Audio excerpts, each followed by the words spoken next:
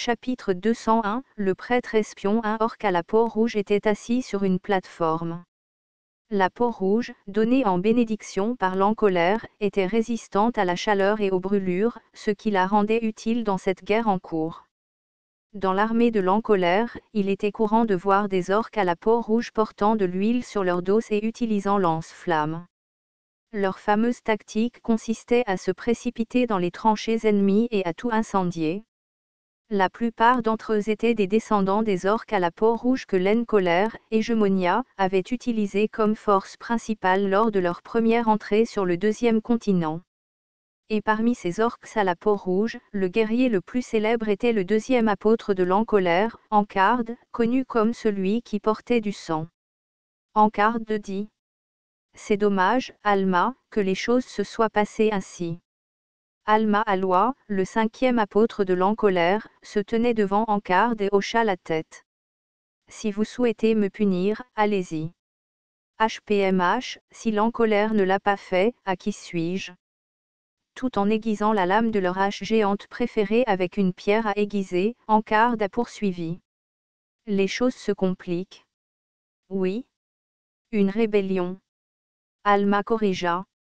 Ils appellent cela une révolution. Une révolution, hein. C'est du moins ce qu'ils disent. Encarde secoua la tête comme s'il ne comprenait pas. C'est ridicule. Si vous êtes vaincu, ne devriez-vous pas l'accepter? Même si ce sont leurs ancêtres qui ont perdu et pas eux. Oui. Encarde montra les dents et grogna. Je m'en fiche si vous n'êtes pas d'accord. À mon avis, si vous êtes vaincu, vous restez vaincu. L'acceptation n'est pas seulement une question d'honneur.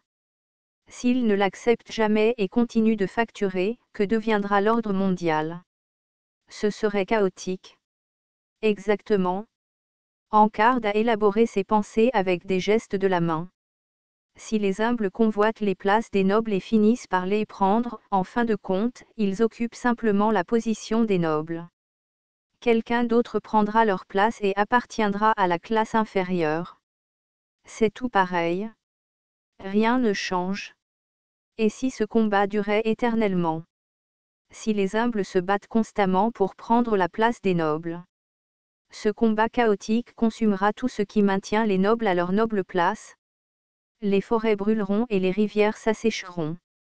Si les petits sont trop occupés à se battre pour cultiver, d'où viendra la nourriture? Et s'ils sont trop occupés à élaborer des stratégies pour vaincre les nobles et ne travaillent pas dans les usines, qui fabriquera des vêtements et des marchandises?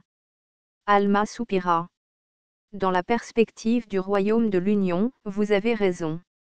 Mais nous vivons tous une vie mortelle. Alors, dites-vous que vous êtes d'accord avec ces êtres humbles? Peut-être. Leur colère est justifiée. Alors vous êtes du côté de ces êtres sans queue. Alma plissa les yeux. Pas exactement. L'attaque du Panthéon commence au camp de travaux forcés de Rubeil. Jusque-là, ce qui était clairement une carte de l'Angry-One s'est soudainement retrouvé entre les mains de Night Sky, ce qui lui a valu un coup critique. Mais l'encolère et Alma pensaient que ce ne serait pas la fin des choses. Ils ne sont tout aussi pas préparés que nous point. Il était vrai que le Panthéon s'était préparé contre la stratégie du faux Dieu. Cependant, la stratégie du Panthéon ne consistait pas à porter un coup massif, mais à une série de stratégies plus petites et plus flexibles. Selon l'encolère, c'était l'une des faiblesses du Panthéon. Alma se souvint des paroles de l'encolère. Voilà le truc, Alma. Le Panthéon se compose de nombreux dieux et Night Sky, le chef, ne peut pas tous les ignorer. Chacun d'eux détient une autonomie. Même si Night Sky examine chaque stratégie, il ne peut pas toutes les vérifier directement. Cela signifie que toutes les stratégies ne sont pas parfaites. Par conséquent, l'objectif d'Alma était clair, rompre le lien systématique entre les stratégies. Au début, Alma ne pouvait pas comprendre pleinement les paroles de l'encolère, mais plus maintenant. Lorsqu'ils ont dévoilé la carte de la révolution pour contrer la stratégie du faux Dieu, elle a pensé que les choses pourraient devenir dangereuses. Mais ce n'était pas le cas. La préparation de la révolution n'avait pas été parfaite. Bien sûr. Le raid sur le camp de travaux forcés de Rubeil était également un résultat inattendu du plan de Night Sky. Même si cela tournait en faveur de Night Sky, une seule division des forces régulières pouvait facilement s'occuper des esclaves de ce simple camp de travail. Alors, désespérés de tirer le meilleur parti des gains du camp de travail forcé, ils ont dû révéler leur carte d'une révolution non préparée.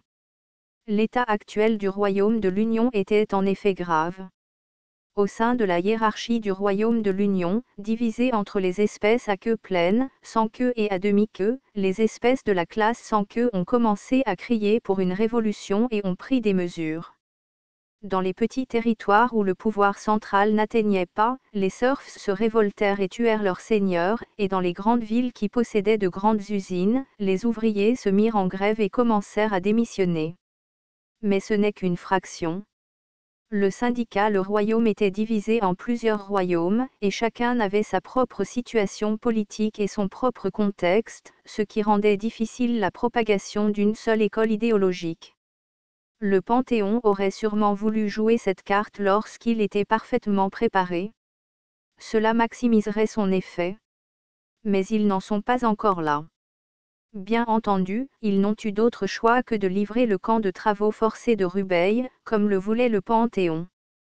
La bataille des grands premiers apôtres s'est terminée par une égalité, mais lorsque l'encolère a vu la situation d'une révolution se produire, ils ont décidé qu'un nouveau combat n'aurait aucun sens dans le grand schéma des choses et ont dit à leur premier apôtre Salquet de revenir, ce qui a permis aux esclaves du camp de travail de Rubeil de survivre. Il n'y a pas non plus de forces immédiates à déployer. Cependant, Alma n'a pas considéré la perte d'un seul camp de travail pour esclaves comme significative. Alma a dit à Encarde. Sous l'ordre de El Angriwan, des mesures visant à arrêter la révolution ont déjà été mises en place. Est-ce ainsi? Alma hocha la tête. Même si cela s'appelle une révolution, les forces sont toutes divisées. À part une poignée, ils sont comme des insectes attirés par la lumière. Elles peuvent ressembler à des vagues puissantes, mais intérieurement, elles sont trop occupées à se battre entre elles. Je vois. Nous ne pouvons pas les ignorer. La révolution pourrait constituer une menace importante, mais pour l'instant, elle n'est pas si grave. Nous sommes prêts. Désormais, la priorité est la guerre. De l'avis d'Alma, l'encolère avait le dessus dans la guerre en cours contre le Panthéon. L'encolère était après tout un dieu de la guerre. La seule raison pour laquelle l'Empire s'est opposé au royaume de l'Union était la force sous-jacente de la nation. Cette révolution n'est qu'un autre des pièges mineurs de l'Empire. Il n'y a pas lieu de s'alarmer. Encarde rit. Je vois. Donc c'est finalement à moi de décider, non? S'il te plaît. Encarde leva sa hache massive sur son épaule. Très bien, il est temps de bouger. Astérisque astérisque astérisque Sarcho était un bugébéard. Les épouvantails, tout comme les humains et les elfes étaient perçus comme des parents éloignés, étaient considérés comme des parents éloignés des orques. Ressemblant aux orques avec leur apparence féroce avec des mâchoires massives et des dents inégales, ils avaient une fourrure épaisse couvrant toutes les parties de leur corps à l'extérieur de leur visage, ce qui leur donnait un avantage dans les climats froids. Les joueurs les considéraient souvent comme un meilleur choix de départ que les orques dans les régions plus froides. C'était une espèce moyenne sans qualité particulière. Dans le royaume de l'Union, des espèces comme les orques étaient considérées comme des demi-queues, et bien qu'elles ne soient pas considérées comme des pleines queues, le fait que le deuxième apôtre, Encarde, était un orque rendait leur statut social relativement élevé. Bien. En conséquence, les bugébéards, une espèce à demi-queue plus proche de la classe noble des full-tailed, ne rencontraient aucune barrière significative lorsqu'ils accédaient à des rôles sociétaux influents, tels que soldats, marchands ou prêtres. En fait, Sarcho était un prêtre. Cependant, Sarcho a récemment été confronté à un problème. Dans ce monde où la guerre ne finissait jamais, Sarcho avait pour objectif de vivre une vie paisible, mais la nuit précédente, Sarcho avait été convoqué par le grand prêtre de Chubanel, la petite ville où il vivait. Le grand prêtre, qui était un renard, était assis. Sarchaud se baissa et dit. Hier, une révélation divine est descendue dans les temples du monde entier. As-tu entendu? Non, je n'ai pas entendu. Alors avez-vous entendu parler des rumeurs qui se répandent à travers le continent selon lesquelles les 100 Anus se révoltent? Je crois avoir vu cela dans le journal. Il y a aussi des rebelles dans notre ville, Chubanel. Vraiment? Le grand prêtre dit doucement. Dans notre ville, il y a ceux qui appartiennent à la faction dite révolutionnaire. Ne devrions-nous pas les arrêter immédiatement? Que font les gardes? Le grand prêtre agita légèrement la main. C'est la révélation divine d'Alma. Apparemment, ces révolutionnaires attendent d'être suffisamment nombreux pour bouleverser la ville, mais si nous essayons de les arrêter avant, nous ne pourrons pas tous les capturer et ils s'échapperont. Alors quoi? Nous avons donc besoin que quelqu'un s'infiltre pour les rejoindre et les retrouver tous. Même pour Sarchaud, qui était connu pour être quelque peu ennuyeux, ce que cela signifiait était clair. Cela signifiait pour eux devenir des espions. Ayant du mal à trouver les mots pour refuser immédiatement, Sarchaud a déclaré. Eh bien, grand prêtre. Webnovel.com gratuit. Sarchaud? Oui. Le grand prêtre continua. Alma Alois a déclaré qu'une telle tâche devrait être confiée à des personnes fidèles et dignes de confiance, et que ce devrait être un sans-queue, ou au moins un demi-queue. C'est pourquoi ni les gardes, ni les militaires, ni Feng ne sont impliqués. Alma a laissé cette tâche à nous, prêtres. Je vois. Vous êtes le seul candidat approprié dans notre temple, Sarchaud. À partir de ce moment-là, Sarchaud a essayé de trouver un moyen de sortir de cette situation, mais le grand prêtre n'a pas réussi à faire changer d'avis. Comment les choses en sont-elles arrivées là? Après avoir perdu leur père à la guerre, Sarchaud a grandi avec leurs frères et sœurs sous aux soins de leur mère, qui devait gagner seule de l'argent dans une usine. Voyant leurs frères et sœurs aînés lutter, Sarchaud a décidé de devenir prêtre, car il bénéficiait toujours d'un traitement de faveur. Mais si Sarchaud ne suivait pas l'ordre du grand prêtre, leur position de prêtre pourrait être en jeu. Eh bien, la vie ne peut pas toujours être fluide. Même en pensant cela, Sarchaud soupira lourdement. Vous y étiez, prêtre. Un homme Nix s'est approché de Sarchaud. Oh, tu dois être. Oui, je m'appelle Garil. Merci d'avoir accepté de m'aider. Tout d'abord, Sarchaud est entré en contact avec un agent Feng pour confirmer qui étaient les révolutionnaires connus à Chubanel. Sarchaud a alors contacté les révolutionnaires, exprimant leur désir de contribuer à cet effort de toutes les manières possibles.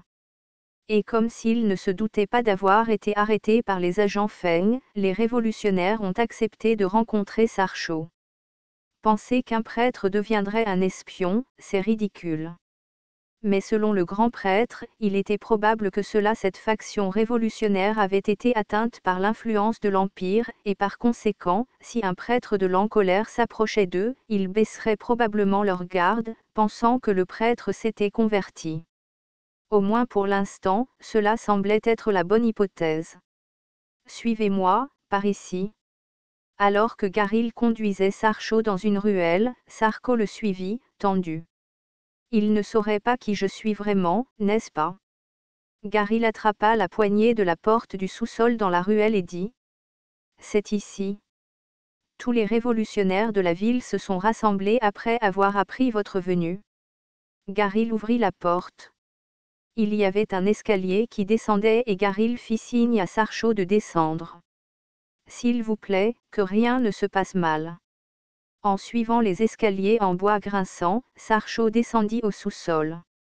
Lorsque Sarchaud arriva au fond, la surprise fut la seule réaction possible.